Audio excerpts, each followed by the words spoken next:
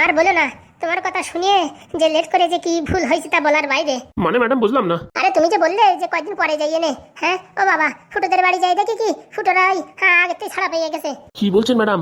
এত বড় একটা কেস থেকে ঘপাত করে ছাড়া পেয়ে গেছে? ওই সব নারকেল বেগমের চাল। নারকেল বেগম ইচ্ছে করে ফাঁসাইছে, ওই মালি ছাড়াইছে। মানে ঠিক বুঝলাম না। আরে বাবা, নারকেল বেগমই ছাড়াই দিয়েছে। ওদেরকে কাদের বন্দি করে রাখিছিল, ওর এই মানে ঠাকুমানা কি হয় তারে ছাড়িয়েছে, তো ফুটোরও ছাড়িয়ে দিয়েছে। তো ফল টল দিয়েছেন ম্যাডাম? আর বলিয়ে না, বাড়ি ঢুকি দেয়নি। কি কুলক্ষণে কোটা বাড়ি ঢুকতে দেয়নি? আর বলিয়ে না, ও জেলে থাকতে যদি যাওয়া হতো তাও একটু ঢুকি দিত, অপমান করে তাড়াই দিয়েছে। অপমান করে তাড়াই দিয়েছে? তাই না, দেখি একদম মান সম্মান ডুবিয়ে গেল। একবার যদি এমএলএ হতে পারি না, তখন এই ফুটোদের একদম ক্যালসিয়াম বের করে দেবো বলে দিচ্ছি আমি। বলছি মা, তুমি এমএলএ হওয়ার আগে আমার বউটার একটু সাহায্য করতে হবে ভালো করে। ওরে শালা, তোমার বউদি এখন সাহায্য আমি করবো নাকি? হ্যাঁ, সব পাপের ঘাড়া আমার উপর যাক। হ্যাঁ, নিজে ভালো মতন সকালে বিকেলে উদ্যম মধ্যম কেলান দিতে পারো না? বলছি ম্যাডাম, এদিকে একটা কেলো ঘটে গেছে। আবার এদিক কেলে ঘটে গেছে মানে? ওই নারকেল বেগম আর ওই যে ওর অ্যাসিস্ট্যান্ট, এই দুইজন আইছিল দাদা বৌরি দেখতি ফল ফলাদি নিয়ে। কি বলছো? হ্যাঁ। বাড়ির ভিতরে ঢুকতে দেছো নাকি? আর বলবেন না, আমি একটু হাগু করতে গেছিলাম, আর ওই দাদাবু মানে তোমার স্বামী ওইদিকে রান্নাঘরে কাজ করতেছিল, এই ফাঁকে ঘরের ভিতর ঢুকিয়ে গেছে। ও মা, আমি হাগু করে এসে দেখি কি ওই দাদাবুর ওখানে বসে কথা বলছে। ভাগ্যিস দাদাবুরি ঠেলে গুতে উঠে যায়নি। এ যা দিনগাল পড়িছে, এ তো দেখছি বাড়ি ছেড়ে কোথাও যাওয়া যাবে না। বলছি ম্যাডাম, ওরা হঠাৎ করে আপনাদের বাড়ি আসলো, ব্যাপারটা ঠিক বুঝলাম না। নির্ঘাত কোনো ষড়যন্ত্র করেছে? সে তো আমিও বুঝতে পারছি ষড়যন্ত্র করেছে, কিন্তু কি ষড়যন্ত্র করেছে তা তো বুঝে পাচ্ছি না। ও নিয়ে ম্যাডাম চাপ নেবেন না, আমার মাস গেলে এতগুলো টাকা দিচ্ছেন, সব আমি হ্যান্ডেল করে দেবো। খালি একটু গন্ধ পাই, তারপরে কি রান্না হচ্ছে সে আমি এমনি বুঝতে পেরে যাবো। বলছি উকিল বাবু, হালকায় নেবেন না, ওদের কাছে কিন্তু পাওয়ার পাওয়ার মাল আছে। পর মানে? ওই নারকেল বেগম একটা শয়তানের বাসা, তারপরে কটকটির বাচ্চা, এখন শুনি তোর ঠাকুমাও নাকি ওই দলে যোগ দিয়েছে। এই তুই সবসময় উল্টোপাল্টা কথা বলিস না তো, এমনিতে আমার টেনশনে কাজ হয়ে যাচ্ছে। ওরা বাড়ি কেন আসলো আর তুই আবার উল্টোপাল্টা বলে আমার মাথা খারাপ করছিস। বলছি মা, বাবা কবে ঠিক হবে? তুমি ডাক্তারের কাছেও তো নিচ্ছ না, কি ব্যাপার কিছু বুঝতে পারছি না যে। ওরে বাবা, এই উকিল বাবু কতদূর দৌড়াদৌড়ি করেছে জানিস? হ্যাঁ, জড়িবুটি আয়ুর্বেদিক ওষুধ আনার জন্য। বলছি হসপিটালে নিয়ে গেলে হতো না? আরে বাবা, ওইসব প্যারালাইসিসের রোগী হসপিটালে নিয়ে গেলে শুনেছি বেশি হয়। আমি শুনেছি এই ঝাড় পাতা, তারপরে এই যে আয়ুর্বেদিক ওষুধ খালি নাকি তাড়াতাড়ি সারে। আরে সে নয় বুঝলাম, কিন্তু আগে ডাক্তার দেখানো উচিত ছিল নাকি? আরে তুই কি বেশি বুঝিস নাকি আমি বেশি বুঝি বলতো? তুই বেশি ভাত খাইছিস না আমি বেশি ভাত খাইছি? তোর সাথে কথা বলাও খালি খালি। বাবা সেই কতদিন ধরে এরকম পড়ে রয়েছে, একটু হসপিটালে নিলে কি হতো? তুই বুঝবি না, তুই যা এখান থেকে। হ্যাঁ, তুই যা এখান থেকে, এখন সব আমার ঘরে ছেলে দিচ্ছ। তুই শালা তোর বউরি সামলাতে পারিস না, আর আমাদের পিছনে এসে কি কথা বলছিস? হ্যাঁ, সামলাতে পারি না মানে তোমার সামনে তো গুদুম গুদুম করে মারলাম। হ্যাঁ, শুধু মারলেই হয় না, এমন কিছু করতে হবে তোর বউ তুই যা বলবি তাই শুনবে, তুই যা বলবি তাই করবে, বুঝতে পারছিস? তখনই হয় বউরি হাতের গোলাম বানানো, যেমন বাবা তোমার বানাইছে, তাই তো? যত বড় মুখ নয় তত বড় কথা। হ্যাঁ, সবসময় তো সাপোর্ট করি বলে তুই কি আমার মাথায় উঠে নিয়েছিস নাকি? হ্যাঁ, যখন যাইছে তখন তাই মুখ দিয়ে বলে দিচ্ছিস, বড় ছোট দেখছিস না? বড় ছোট কি, বাবার শরীর খারাপ অনেকদিন হয়ে গেল তো ডাক্তার দেখাতে হয় না?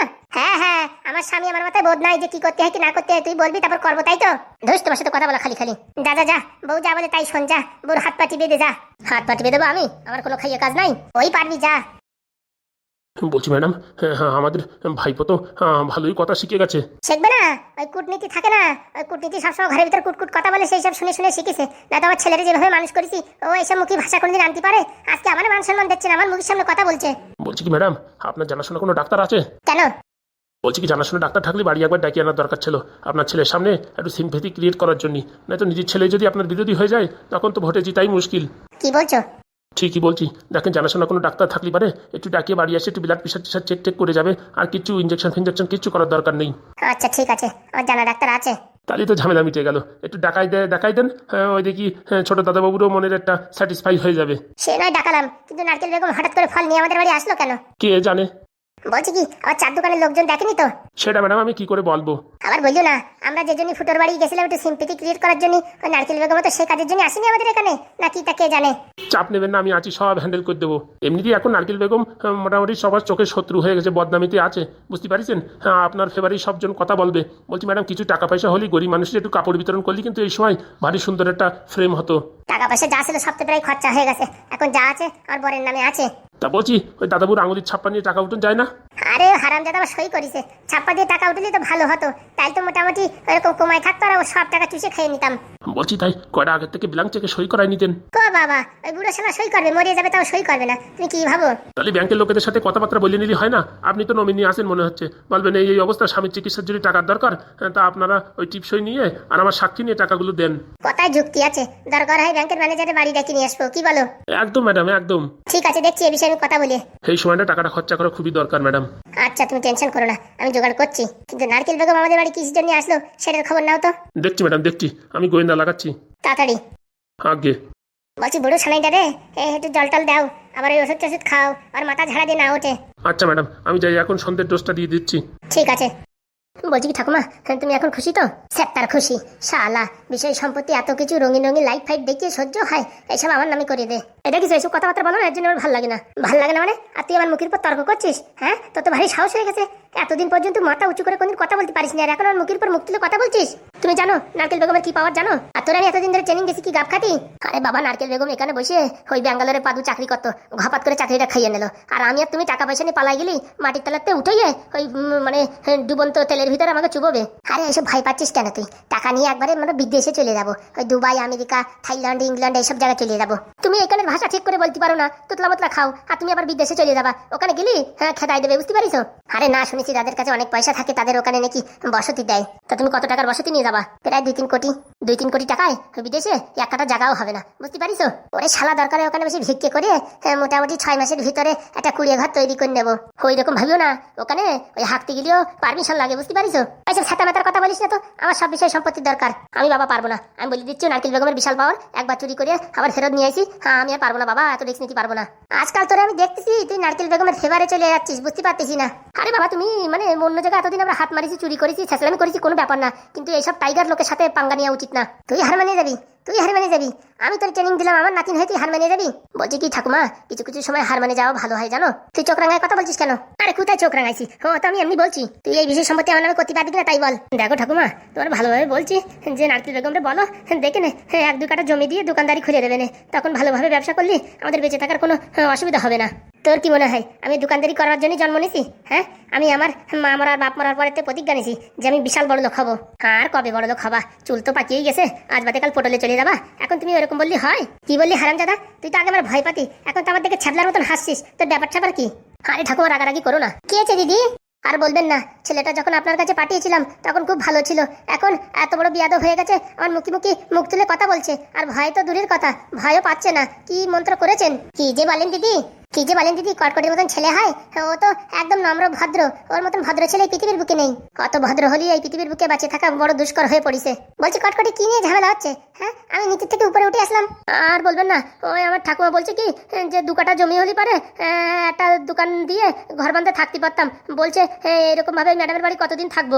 আরে দিদি চাপ নিচ্ছেন কেন? আমার বাড়ি মানে আপনাদের বাড়ি, কোনো সমস্যা নাই। আমার তো কোনো ছেলে পুলে নেই, এখানে থাকলে কোনো সমস্যা হবে না কটকটি। আর কটকটি তো আমার ছেলের মতনই, ওরকম ভাবছেন কেন? দেখেন আজকে কটকটি ভালো আছে, 2 দিন পরে খারাপ হয়ে যাবে, তখন বাড়ি থেকে বের করে দেবেন, তখন আমরা কোথায় যাই উঠবো? আমাদের একটা যদি ভিটে থাকতো সেখানে যাই, তাও তো মরতে পারতাম, বা আমি মরার পরে আমার চিতেই কোথায় উঠবে? আরে ও নিয়ে কোনো চাপ নিও না, আমার অনেক বিষয় সম্পত্তি আছে, ওখান থেকে কটকটির যেটা পছন্দ হয় সেটা দিয়ে দেবো, আর ওখানে একটা ঘরও তুলে দেবো। সামনে তো ভোট, একবার জিতে নি, সরকারি টাকা দিয়ে সব কাজ করে দেবো। আমিও সেই কথা বলেছি ঠাকুমারে যে ম্যাডামের মতন ভালো মানুষ এই পৃথিবীর বুকে নেই। আমি বলেছি আমাদের দিকে তাকাবে, তুমি টেনশন করো না। তুই অনেক ফাজলামি করছিস কিন্তু কটকটি বলে দিচ্ছি। না না দিদি, ও একদম ঠিক বলেছে, আপনি চাপ নেবেন না।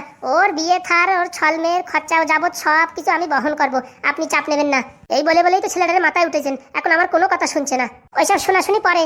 আমার এই যে ক্যাবলা বর বিরিয়ানি রান্না করেছে, চলেন একটু বিরিয়ানি মুখে দেবেন। বিরিয়ানির কথা শুনলেই মুখে জল চলে আসে, আর তোমার স্বামী যা রান্না করে না অসাধারণ। তাহলে আর দেরি কিসের, চলেন। হ্যাঁ আচ্ছা, আসেন আসেন, তাড়াতাড়ি আসেন। কটকটি ঠাকুমার ডেকে নিয়ে আসো। আচ্ছা ম্যাডাম। তোরা আমি ছাড়বো না কটকটি বলে দিচ্ছি, তুই যদি আমার স্বপ্ন পূরণ না করিস। আরে ঠাকুমা তুমি টেনশন নাও কেন, আমি তো আসি। আমার ইচ্ছে তো তোমার স্বপ্ন পূরণ করার, কিন্তু আমার একটু সুযোগ দাও। আর আমি যে পুরোপুরি এই কাজটা পারবো তাও বলতে পারছি না। তাহলে তখন থেকে তুই আমার কথার অবাধ্য হচ্ছিলি কেন? কারণ কি এটা খুবই কঠিন কাজ, বুঝতে পেরেছো? অত শত জানি না, এই সব কিছুর মালিক আমি হব। হাসতে ঠাকুমা হাসতে, হ্যাঁ দেয়ালেরও কান থাকে, শুনে ফেললে তোমার আর আমার এই ঘেটি ধরে দুইজনেই বাড়ি থেকে বের করে দেবে। বলে দিলেই হয়ে গেল। একটু চুপ থাকো, একটু চুপ থাকো। তুই আমার ভয় পাচ্ছিস না কেন তাই বল। পাচ্ছি তো, এই দেখো ভাইটা আমার চুল টুল কিরকম খাড়া হয়ে গেছে। সবসময় এরকম ভাই পাবি আমারে, বলে দিচ্ছি। আচ্ছা ঠাকুমা। কটকটি বিরিয়ানি ঠান্ডা হয়ে যাচ্ছে, তাড়াতাড়ি আয়। আগে আসি। চলো ঠাকুমা চলো। চল। মনে থাকে একটা কথা, আমি যদি এই সম্পত্তির মালিক না হই তাহলে কেউ হতে পারবে না, বলে দিচ্ছি। বিষ খাওয়াই সব শেষ করে দেবো এই পৃথিবীর বুকের থেকে। আরে ঠাকুমা তো ব্যস্ত হচ্ছে কেন? তুমি একটু দাঁড়াও না, আমার কিছু ভাবতে দাও। ভাবতে থাক, আমার কাছে কিন্তু বেশি সময় নেই।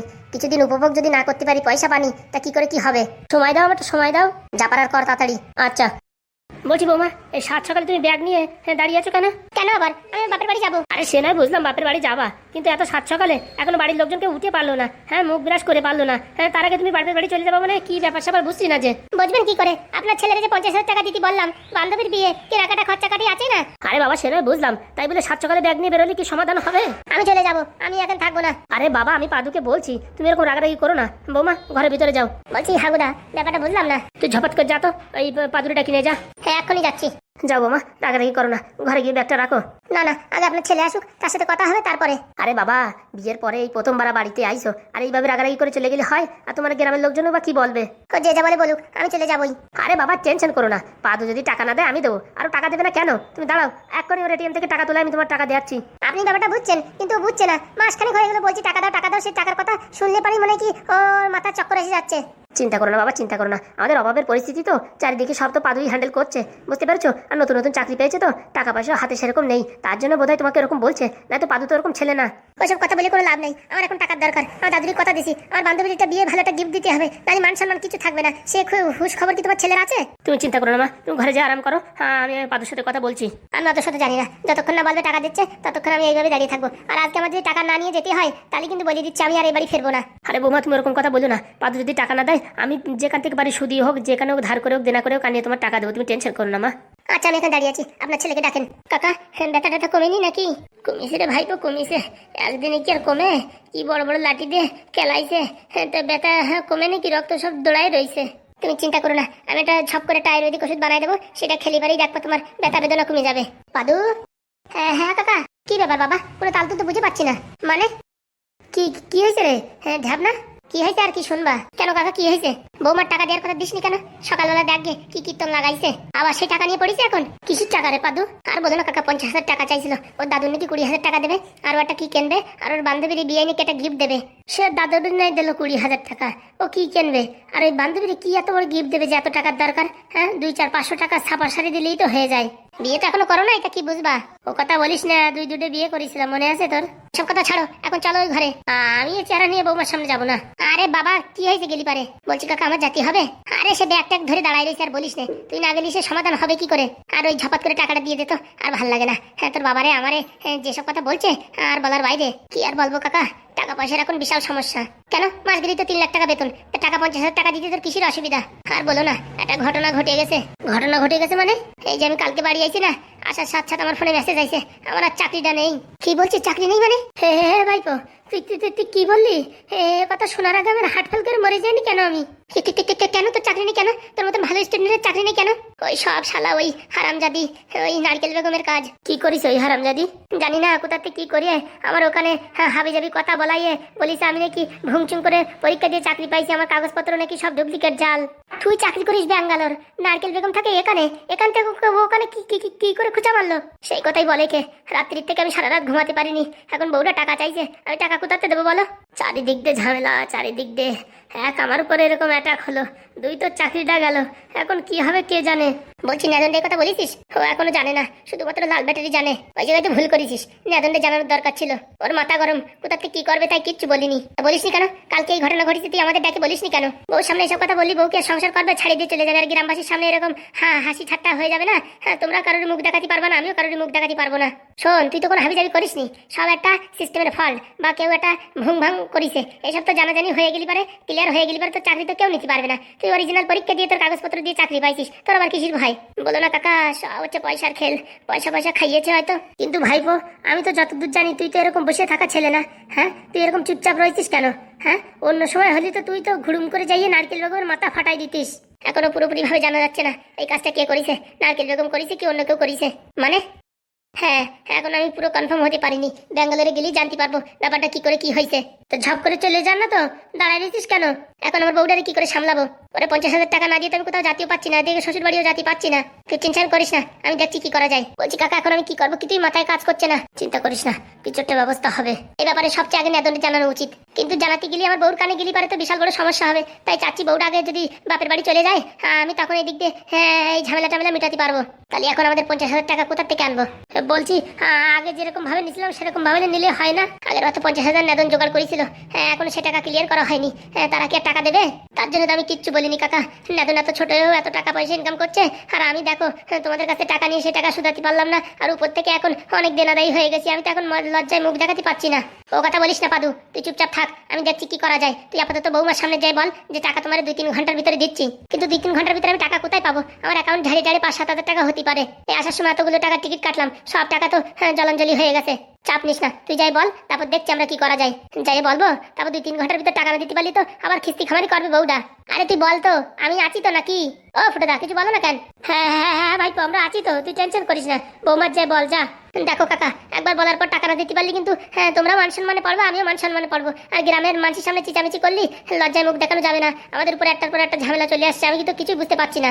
ঝামেলা তো আসবেই, জীবন মানেই ঝামেলা, কিন্তু সমাধান করতে হবে। তুই বৌমারে তাড়াতাড়ি বাপের বাড়ি পাঠা, এখানে আমরা একটা আলোচনা করে কি দিয়ে কি হয়েছে, তারপর নারকেল বেগমরে কড়া শাস্তি দেওয়ার ব্যবস্থা করতে হবে। অনেক হয়েছে ভাই, ওই কড়া শাস্তির কথা অনেক হয়েছে, এখন যা হবে পুরো একদম হাতে পাতে হবে। আমি ভাই আর সহ্য করবো না। আমার নামে যে মেয়ে ছেলের বদনাম দিয়েছে, আমি শালা সহ্য করবো না বলিয়ে দিচ্ছি। কেউ সহ্য করুক না করুক, আমি করবো না। দাঁড়াও কাকা, অত ব্যস্ত হয়েও না, কি করে কি করা যায় দেখা যাক। নেদন আসুক বাড়ি, নেদন আসতে আসতে তুই আগে যাই বৌমার সাথে কথা বল, নয়তো ওইদিকে চেঁচামেচি শুরু করলি, আশেপাশের লোকজন কান খাড়া করে শুনতিছে। এমনিতেই সবাই আমাদের এই গ্রামের থেকে খেতাতি পারলি বাঁচে, আরো যদি এইসব খবরাখবর পায় না, তাহলে তো একটা এন্টারটেনমেন্টের ব্যবস্থা হয়ে যাবে। চলো দেখি, আয়। কি যে ঝুট ঝামেলা হচ্ছে আমাদের উপর দিয়ে, কি ঝামেলা যাচ্ছে তা কে জানে। মনে হয় কি শনির দশায় ধরাইছে। ভাবতেছি কি একটু গনক বাড়ি যাবো। এতদিন আমার উপর দিয়ে হয়েছে, এখন ভাইপোর উপর দিয়ে হলি এ সংসার চলবে কি করে? আর ভাল লাগে না। স্যার আপনার পায়ে ধরছি স্যার, যে করে হোক আমার মেয়ের সাথে আমার একটু দেখা করার ব্যবস্থা করে দেন স্যার। এই জেলের ভিতর থাকতে থাকতে মনে হচ্ছে আমি আর বেশি দিন বাঁচবো না। খুব শীঘ্রই মনে হয় আমি পটলডাঙ্গায় চলে যাবো। আরে কি কথা বলছো তুমি?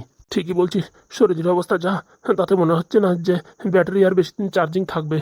আর এরকম বলো না, কিচ্ছু হবে না, কিছুদিন পরে দেখবা তোমার ছাড়িয়ে দেবে। বলছি স্যার আমি কি অপরাধ করেছি? আমি কোনো অপরাধ করিনি। ওদিকে আমার চাকরিটাও গেল, আর এদিকে জেলে পচে পচে মরছি। হ্যাঁ আমি কোনো অপরাধ করিনি, আপনারা তো জানেন, তবু কেন আমায় এইভাবে আটকে রেখেছেন? সত্যি কথা বলতে কি আমিও জানি যে আপনি কোনো অপরাধ করেন নাই, কিন্তু কি করব, সব বড় বড় লোকের খেলা। আমি তো এখানে একটা কনস্টেবল, শুধু এখানে হাবিলদারির চাকরি করি। দরজা খোলা, গেট খোলা, জল আনা, চা আনা, বিড়ি আনা, এইসব কাজ আমার করতেই হয়, বুঝতে পেরেছেন? বলছি স্যার কি করে আমার মেয়ের সাথে একবার দেখা করতে চাই। আমার এই শরীর তো মনে হয় বেশি দিন টেকবে না, তো যাওয়ার আগে শেষ বেলায় আমার মেয়ের সাথে একটু দেখা করে যেতে চাই স্যার। আপনি একটু কিছু করেন না স্যার। দেখো তোমরা যে কেসে ঝুলাইছে বুঝতে পারিছো, যতদিন না কেস ওরা নিজের ইচ্ছা উঠবে ততদিন পর্যন্ত তোমার কেউ মোটামুটি এখান থেকে বের করতে পারবে না। তাহলে তো স্যার আমি প্রাণে মারা যাবো।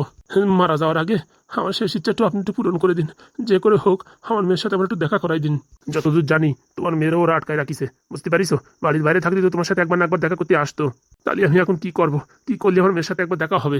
শোনো আমি বলতেছি তোমার একটা কথা, এইভাবে যদি কাজটা করো তাহলে তোমার মেয়ের সাথে দেখা হতে পারে, কিন্তু আমি যে করেছি এই কথা যেন কেউ টের না পায়, বুঝতে পারিছো? টের পাইলে কিন্তু আমার চাকরি থাকবে না। না না স্যার, আপনার কথা কিচ্ছু বলবো না, আপনি বলেন না স্যার। একটু পরে আমি ওই যখন চা আনতে যাবো বুঝেছো, আমি থাকবো না যখন, তখন এরকম ধরুম করে একটা আওয়াজ করে চিত হয়ে পড়ে যাবা অজ্ঞান হওয়ার মতন, তখন দেখবা তোমার বাড়ির লোকজনের ডাকবে, ঠিক আছে, দেখা সাক্ষাৎ করাই দেবে। আর আমি থাকতে এই কাজটা করবো না, তাহলে আমার উপর সন্দেহ করতে পারে, বুঝতে পারিছো? মানে আমি অজ্ঞান হওয়ার অভিনয় করবো, তাই তো? হ্যাঁ একদম ঠিক বলেছেন, ঠিক বলেছেন স্যার। এইরকম করলে পারেই আর কি হয়তো আমার মেয়ের সাথে দেখা হবে। বলছি আমি এখনই ওখানে যাব, বড়বাবুকে বলবো ওর গায়ে জ্বর মনে হয়, খাওয়া দাওয়া কিছু করছে না, শরীরের অবস্থা সেরকম ভালো না, ঠিক আছে, এই কথাটা বলবো। তার 10 মিনিট পরেই তুই ধরুম করে পড়বা, ঠিক আছে? হ্যাঁ আচ্ছা স্যার, তাহলে আমি এখন বড়বাবুর কাছে যাচ্ছি, কথাগুলো বলছি, ঠিক আছে, তারপরই তুমি মোটামুটি এই নাটকটা শুরু করে দেবা। আচ্ছা স্যার ঠিক আছে, 10 মিনিট পরে ধরুম করে আওয়াজ করো, ঠিক আছে? ঠিক আছে স্যার। কি আর বলবো, পয়সার জন্য যে মানুষ এত নিচে নামতে পারে তা বলা যায় না। স্যার যা বলিছে সেই হিসেবে কাজগুলো করতেই হবে, না হলে কিন্তু সমস্যা হয়ে যাবে। বলছি কি একটা কাজ বাজ দেখো, নাহলে যে পেটে একদম অনশন চলছে। কাজ বাজ মানে স্যার? আরে বড় একটা মুরগি টুরগি ফাঁসাও নাকি? এইভাবে নিরামিষ হয়ে বসে থাকলে হবে? কেন স্যার, সব কি হজম হয়ে গেছে? ওসব থাকে নাকি? হ্যাঁ ও যেদিন পেয়েছি সেদিনই হজম হয়ে গেছে। কি যে বলেন স্যার, মেয়ে তো একটা ছিল, বিয়ে টিয়ে দিয়ে দিয়েছেন, এখন টাকা কি করে হজম হয়ে যায়? বাবা এমন বলছো, মনে হচ্ছে তোমার প্রচুর টাকা খরচা। খরচা আছে না স্যার? হ্যাঁ ছেলেটাকে বিদেশে পাঠাইছি, ডাক্তারি পড়াশোনা করছে, প্রচুর টাকা পাঠাতে হয় স্যার, প্রচুর টাকা। তার জন্য তো বলছি বড়টা রাম ছাগল ঠাকুর ফাঁসাও নাকি? দেখছি স্যার দেখছি, সেরকম পাচ্ছি না যে, ফুটোদের কিছু কিছু পালাম না, সেটাই একটু নিরামিষ হয়ে গেল। কেন স্যার, নারকেল বেগম তো দিয়েছে। আরে এক পার্টিতে পারি হয় নাকি? 2 দফাতে যদি টাকা না পাওয়া হয় তাহলে কি আর পকেট ভরে নাকি? এক পকেট কিরকম খালি খালি মনে হচ্ছে। হ্যাঁ একদম ঠিক বলেছেন স্যার। দেখো দেখো ভালো দেখে একটা মুরগি টুরগি দেখো। আচ্ছা স্যার। স্যার কি হলো? বলছি স্যার লকআপের ভিতরে যে লোকটা আছে না তার শরীরের অবস্থা কিন্তু ভালো না। ভালো না মানে? ওই স্যার জ্বর হয়েছে মনে হচ্ছে। ওরে বাবা বাবা, বলছি কি তুমি কি পুলিশগিরি ছেড়ে কি তুমি ডাক্তারি শুরু করেছো নাকি, যে লোক দেখলি বলে দিচ্ছ জ্বর হয়েছে কি আমেশা? না স্যার সেরকম কথা না, বলছিলাম আমি ওখানে গেছিলাম তো, তাই আমাকে বললো যে আমার শরীরের অবস্থা খুব ভালো না, তাই আর কি বললাম আপনাদের। আরে সব আসামিরাই ওরকম কথা বলে। বলছি কি তোমার কি নতুন জয়েনিং হয়েছে নাকি, যে আসামি আসে সব ওরকম নাটক করে ভিমড়ি খেয়ে পড়ে, সেগুলো কি তুমি দেখো না নাকি? না স্যার দেখি, কিন্তু এই কেসটা একটু অন্যরকম লাগছে, বয়স্ক মানুষ তো, যদি ওই লকআপের ভিতরে কিছু হয়ে যায় তাহলে আবার পুলিশ স্টেশনের বদনাম হবে। আরে কিচ্ছু হবে না, তুমি ওই সামনে টেনশন করো না, তুমি সামনের দোকান থেকে গরম গরম সিঙ্গাড়া চা নিয়ে এসো তো। আচ্ছা স্যার, লাল চাটনিটা বেশি করে এনো। আচ্ছা। দেখেছেন বড়বাবু, আজকাল সব পুলিশরাও ডাক্তার হয়ে গেছে, এইসবই তো দেখার বাকি ছিল আর কি। বলছি এই মালটার কাছ থেকে কিছু টাকা পয়সা ছেড়ে দেওয়া যায় না? না না, নারকেল বেগম মোটা অঙ্কের টাকা দিয়েছে, এত ঝপ করে ছেড়ে দেওয়া যাচ্ছে না। বলছি মালটাও কোচিংই প্রাইভেট পড়ায় তো, মোটামুটি টাকা পয়সা অনেকই আছে, যদি কিছু চাপ চুপ দেওয়া যায় তাহলে এখান থেকেও কিছু বেরোবে। সে তো জানি, কিন্তু এত সহজে চাপ দেওয়া যাচ্ছে না, ওর যখন ছুটি হয়ে যাবে তার আগে চাপ দিয়ে ঝপ করে যে একটু বেরোয় বুঝছো, তোমার আর আমার হয়ে যাবে। একদম স্যার একদম। বলছি কি আজকে বিকেলে কিন্তু একটা পার্টি আছে, তোমার ইনভিটেশন আছে তো? হ্যাঁ স্যার আছে আছে, আজকে কিন্তু জমিয়ে পার্টি হবে। ঠিক বলেছেন। বলছি কি আমার মাথায় কিন্তু একটা শয়তানি বুদ্ধি আসছে। বলে ফেলো যেসব কাজে মাল ম্যাটেরিয়াল আসবে সেসব কথা বলে ফেলো। বলছিলাম স্যার, গোপন সূত্রে জানা গেছে যে এমএলএ আছে না, এমএলএর শরীর ভীষণ খারাপ, কোমায় চলে গেছে, কিন্তু ওর বউ কোনো কারণে ওকে হসপিটালে নিচ্ছে না, বাড়িয়ে ফেলেই রেখেছে। আমার মনে হচ্ছে কি কোনো ষড়যন্ত্র চলছে। মানে কি বুঝলাম না, একটু বুঝিয়ে বলো তো। মনে হচ্ছে এমএলএর বউ এমএলএর পক্ষ থেকে মানে ভোটে দাঁড়াবে, তো এমএলএ যদি জীবিত থাকে তাহলে তো মোটামুটি এ কাজ হবে না, আর মৃত হয়ে গেলেও হবে না, তাই ওরা ইচ্ছা করে আবার এই এমএলএ রে কোমায় ফেলে রাখেনি তো। কথাটা গ্রাহ্যযোগ্য, নাহলে এত বড় একটা পজিশনের মানুষ শরীর খারাপ বাড়ি শোয়াই রাখবে কেন? নিশ্চয়ই হসপিটালে নেবে। এমনকি আমাদের এখানে কেউ যদি অসুস্থ হয়ে যায় তাদেরও তো হসপিটালে আমরা নিই, তাই তো? হ্যাঁ সেটাই ভাবার বিষয়। বলছিলাম ওই এমএলএর বাড়ি আর নারকেল বেগমের বাড়ির ভিতরে যদি একটা যুদ্ধ বাধাই দেওয়া যায় তাহলে কিন্তু মোটামুটি দুই পাশটাই আমাদের মোটা অঙ্কের মালপত্র আসবে। কি বলেন স্যার? বলছি এত সুন্দর কথা তুমি কোথায় পাও? না মানে সামনের মাসে আমার আর কি ছেলের ওই আর কি কলেজের টাকা দিতে হবে, তাই মোটামুটি ভাবতেছিলাম টাকা পয়সার একটু দরকার তো, তা কোথায় একটু নাড়াচাড়া দিলি পারে মধুর রস পড়বে। দিয়ে ফেলাও, এক কাজ করলে হবে না, বিকেলবেলা আমি আর তুমি দুজন ঘুরতে এমএলএর বাড়ি গিয়ে হবে না, ঠিক আছে? মনের কথা বলিছেন স্যার, মনের কথা। তারপরে ওখান থেকে একটু যোগ বিচার বা বলবো কি পার্টির থেকে আমাদের পাঠাইছে একটু দেখাশোনা করতি, কি করে কি হয়েছে তদন্ত করতি, বুঝতে পারিস? তখন যদি দেখি এমএলএর বউ তুক ঝুক করছে, তখনই ওখান থেকে চাপ দিয়ে মোটামুটি মোটারটা অঙ্কের মাল করি খসিয়ে নিতে হবে। একদম স্যার একদম। বলছি স্যার, আপনার ভালো কেসে তো এত মাথা চলে না, কিন্তু এইসব কেসে কেসে এইসব তো আপনার মাথা খুব চলে। বলো না, ওইসব কাজেই তো আমি পিএইচডি করেছি। তাহলে আর দেরি কিসে স্যার, দুপুরের লাঞ্চটা সেরে কাজে লেগে পড়ি একদম। উড়ি মারে বাবারে, মরে গেলাম। বলছি স্যার কোথা থেকে একটা আওয়াজ আসলো? হ্যাঁ কি মরে গেলাম না কি শুনলাম মনে হচ্ছে। গুদুম কি ধাপ করে পড়ে যাওয়ার একটা আওয়াজ হলো যে? সর্বনাশ করিছে, ওই লকআপে যেটা আছে সেটা আবার পড়েনি তো? এলো করিছে, চলো দেখি। চলেন স্যার।